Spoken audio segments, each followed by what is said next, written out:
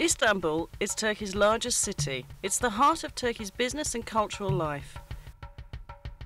The country's largest port and home to more than 12 million people.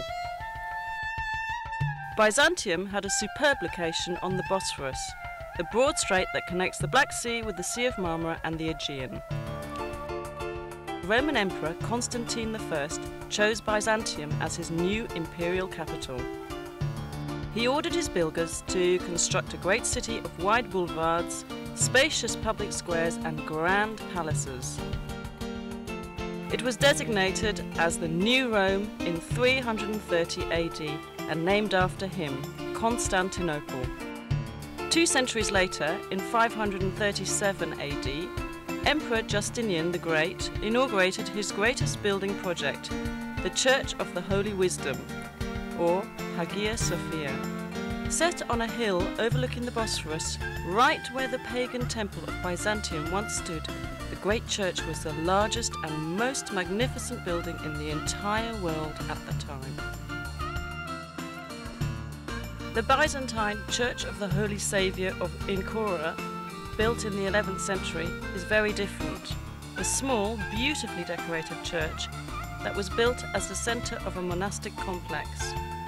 Located near the city's massive land walls, it boasts the finest Byzantine mosaics in the entire region. The frescoes in the Paracelsian chapel were the product of a new Byzantine art movement, which paralleled the Italian Renaissance. The church is now a museum. Near Hagia Sophia was the city's hippodrome, a place for public games, tournaments, chariot races and special events. Along its spina, or central dividing line, are the great relics of the past. An Egyptian granite obelisk brought by ship from the Nile. A bronze serpentine column, once topped by 3 serpent heads. The column of Constantine, which in Byzantine times was covered in plates of gleaming bronze. The armies of Sultan Mehmet II conquered the imperial city in 1453, putting an end to the Byzantine Empire. The Ottoman sultans beautified their new capital, constructing great buildings that rivaled those of the Byzantines. The Blue Mosque, built by Sultan Ahmet I in 1616, was set next to Hagia Sophia so that people could compare the 2 artistic achievements.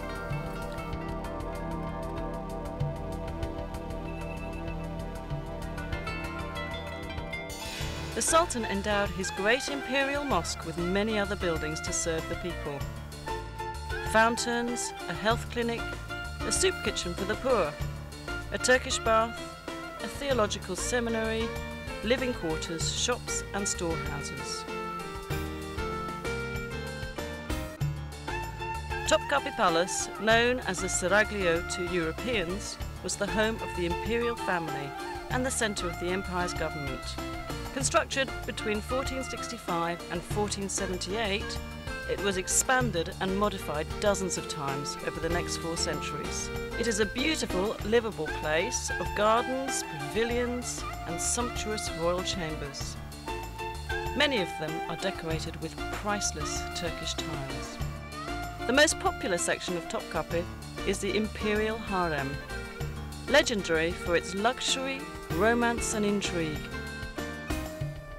Mozart wrote his famous opera, The Abduction from the Seraglio, about it, and many other artists have let their imaginations fly with visions of what went on there.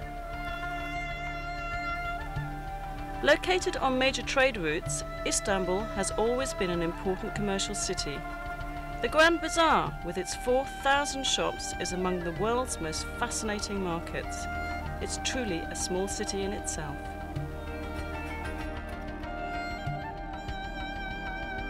Nearby on the Golden Horn is the Egyptian or Spice Bazaar, known in Ottoman times as the place to buy exotic spices and herbs to be used in cooking or as traditional medicines. Crowning a hill overlooking the city is the Süleymaniye, or Mosque of Sultan Süleyman the Magnificent, the largest of Turkey's imperial mosques. Built for the empire's greatest sultan, it is the masterwork of Mimar Sinan, Turkey's greatest architect. The region around Istanbul is filled with fascinating places to visit on day trips. Take a fast ferry boat voyage south across the Sea of Marmara to visit Iznik, known in ancient times as Nicaea. Iznik is known today for its agriculture, but it has a deep romantic history. Ancient Nicaea was an important political, cultural and commercial city surrounded by powerful city walls which survive to this day. The early Christian church held two important ecumenical councils here. At the first council of Nicaea, held in the year 325 at the church of Hagia Sophia, theologians set the stage for the adoption of the Nicene Creed. A short drive south of Iznik brings you to Bursa, a large and growing city clinging to the side of the Bithynian Mount Olympus. Bursa was already ancient when, in 1326, the Ottoman Sultans chose it as the first capital of their rapidly expanding empire. They beautified their new capital with fine public buildings, including the Ulu Cami, or Great Mosque. Dating from 1396, it is the oldest Ottoman mosque still standing. A quarter century later, the Green Mosque was built. Its style is different from that of the Arab-influenced Ulu Cami. The Green Mosque and neighbouring buildings, a royal tomb, a theological seminary and a soup kitchen for the poor, give us a glimpse of what Ottoman architecture would achieve during the coming centuries. Since ancient times, Bursa has been at the centre of Anatolia's silk trade. Much of the trading takes place in the historic Kozahan. The ultrafine silk thread is dyed and woven into brightly coloured Bursa scarves, shawls, blouses and other garments. Perhaps the most beautiful products of all are the fine Turkish carpets woven of pure silk or a blend of silk and wool. West of Bursa's city centre is the suburb of Çekirge, famous for its hot mineral springs. The Romans enjoyed these baths, as did the Ottomans, who restored and improved the facilities. And in a few hours you'll arrive at the Dardanelles, the historic strait which connects the Aegean and Mediterranean seas with the Black and Marmara seas.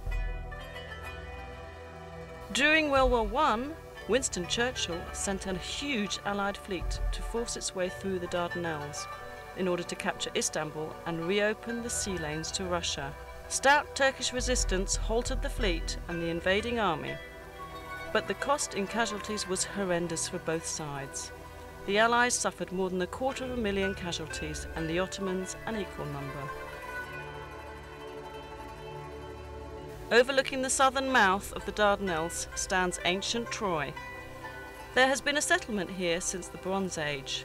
The poet Homer tells us the Achaean Greeks attacked the Trojans more than 3,000 years ago because beautiful Helen had been abducted by a Trojan prince. Modern historians believe the 10-year war was probably fought over control of the Dardanelles. Whatever the cause, the Trojans lost. They couldn't resist dragging the Achaeans, great wooden horse, into their city. At night, the Achaean soldiers hidden inside the horse crawled out and opened the city gates to the invaders. Troy was sacked and burned.